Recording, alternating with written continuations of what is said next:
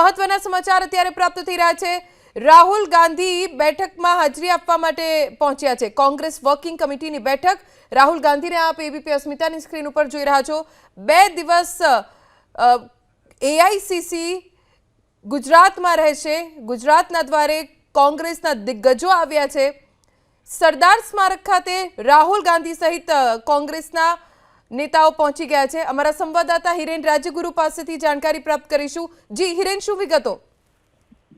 जो राहुल गांधी તેમની સાથે સોનિયા ગાંધી એ અત્યારે અહીંયા સરદાર સ્મારકના પ્રાંગણમાં પહોંચ્યા છે અને સરદાર વલ્લભભાઈ પટેલનું જે સ્ટેચ્યુ છે એ સ્ટેચ્યુએ પહોંચી અને શ્રદ્ધાંજલિ આપી રહ્યા છે। તેમની સાથે રાષ્ટ્રીય કોંગ્રેસના મહાસચિવ કેસી વેણુગોપાલ પણ અત્યારે દેખાઈ રહ્યા છે। આ ઉપરાંત મલ્લિકાર્જુન ખડગે પણ અહીંયા તેમની સાથે જ પહોંચ્યા છે। થોડી વારની અંદર આપ દ્રશ્યની અંદર જુઓ છો, મલ્લિકાર્જુન ખડગે દેખાઈ રહ્યા છે અને સરદાર વલ્લભભાઈ પટેલનું જે સ્ટેચ્યુ આવેલું છે ત્યાં તેમને શ્રદ્ધાંજલિ આપી રહ્યા છે।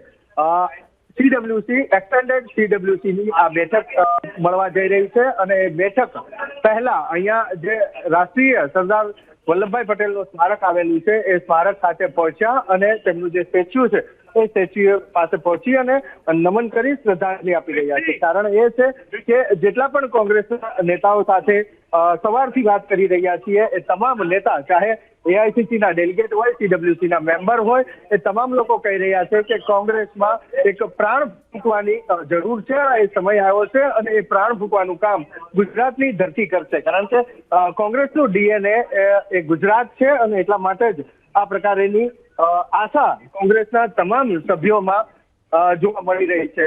પરિણામે 2 દિવસ અહીંયા એઆઈસીસીના તમામ સભ્યો એટલે કે રાષ્ટ્રીય કોંગ્રેસના તમામ સભ્યો અહીંયા રહેશે અને તે અહીંયા વિચાર કરશે, મંથન કરશે અને એ વિચાર મંથનમાંથી જે ઠરાવો નક્કી કરવામાં આવશે એ ઠરાવો મુજબ ભવિષ્યમાં કોંગ્રેસ આગળ વધશે અને એ જ આશા છે કે મૃતપ્રાય થયેલી કોંગ્રેસને સંજીવની બુટ્ટી એ ગુજરાતની ધરતી આપશે અને એ આશાએ રાષ્ટ્રીય કોંગ્રેસ 2 દિવસ ગુજરાતના આંગણે આવ્યું છે। આજે પહેલો દિવસ છે। સીડબ્લ્યુસીની બેઠક ગણતરીની મિનિટોમાં મળવા જઈ રહી છે। કેસી વેણુગોપાલ અત્યારે આપણે દ્રશ્યની અંદર દેખાઈ રહ્યા છે। એક રાષ્ટ્રીય મહાસચિવ છે કોંગ્રેસના, તે અહીંયા પહોંચ્યા છે અને પાછળ હવે દ્રશ્યો આપ જે જોશો એ લોકસભામાં જે વિપક્ષના નેતા છે રાહુલ ગાંધી તે પણ અત્યારે દ્રશ્યની અંદર જોવા મળશે। તેમની સાથે યુપીએના ચેરપર્સન સોનિયા ગાંધી એ પણ જોવા મળશે અને મલ્લિકાર્જુન ખડગે કે જે કોંગ્રેસના રાષ્ટ્રીય અધ્યક્ષ છે એ પણ અત્યારે જોવા મળશે। તો આ દ્રશ્ય છે, આ દ્રશ્ય અહીંથી સ્પષ્ટ કરે છે કે દેશની કોંગ્રેસ છે એ ગુજરાતના આંગણે આવી છે અને કારણ ન માત્ર ગુજરાત પરંતુ દેશની અંદર ફરીથી જે સત્તા વાપસી માટે થઈ અને કોંગ્રેસ પ્રયાસ કરી રહી છે તો એ જ પ્રયાસ ભાગરૂપે અત્યારે ગુજરાતની ધરતી ઉપર ગુજરાતના આંગણે કોંગ્રેસનું રાષ્ટ્રીય નેતૃત્વ પહોંચ્યું છે। ન માત્ર રાષ્ટ્રીય નેતૃત્વ પરંતુ સમગ્ર કોંગ્રેસ દેશની કે જે વિવિધ રાજ્યની અંદર જે કોંગ્રેસ ચલાવે છે એ તમામ નેતાઓ પણ અહીંયા પહોંચ્યા છે। આ દ્રશ્ય આપ જુઓ છો એ મુજબના અત્યારે રાહુલ ગાંધી સહિતના જે નેતાઓ છે, મલ્લિકાર્જુન ખડગે છે, એ તમામ નેતાઓ અહીંયા પહોંચ્યા ત્યારના આ દ્રશ્યો છે। સરદાર સ્મારક ખાતેના દ્રશ્યો છે। સોનિયા ગાંધી પહોંચી રહ્યા છે ત્યારના આ દ્રશ્યો આપ દ્રશ્યની અંદર જુઓ છો।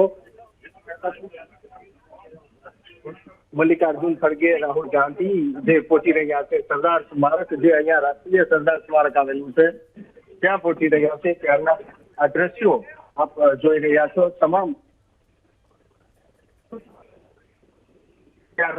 આ દ્રશ્યો એ છે થોડી વારની અંદર સીડબ્લ્યુસીની બેઠક શરૂ થશે અને એ સીડબ્લ્યુસીની બેઠકની અંદર કોંગ્રેસની અંદર નવા પ્રાણ ફૂંકવાનું કામ પણ કરવામાં આવશે।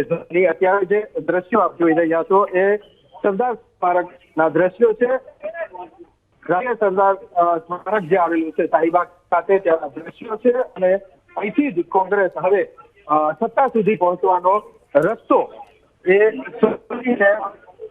સત્તા પર આસન થવા માટે કોંગ્રેસ ગુજરાત કોંગ્રેસ હોય કે પછી દેશ હોય તેની અંદર પહોંચવા માટે કોંગ્રેસ જે પ્રયાસ કરી રહી છે એ પ્રયાસના ભાગરૂપે 2 દિવસ અહીંયા કોંગ્રેસના તમામ મુખ્ય નેતાઓ રહેશે. હિરેન, હાલ તમામ સમયનો નેતાઓ અભાવ છે. આભાર.